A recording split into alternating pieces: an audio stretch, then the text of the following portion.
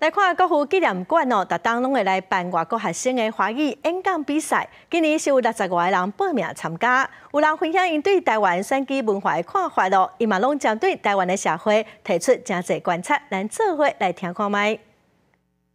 大家好，我是诺言，承诺的诺，我一定会兑现承诺，让各位过上更有尊严的生活。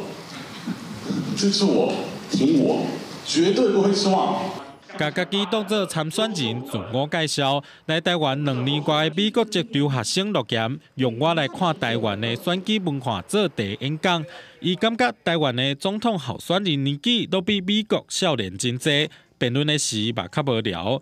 讲到最近超无好势拿白合，感觉真特别。美国不太可能会有第三势力，两党就。 讨论合作的东西，我觉得哇，就出乎意料。陆岩对政治较有兴趣，才为5个指定题目内底拣一个题目。来自英国的步青月，才来台湾3个月，是对身份证顶头需要写性别真有兴趣。伊讲原地感觉无需要，啊，不过研究了后，煞感觉真要紧。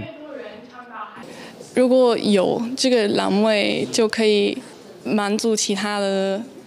就是所有的要求。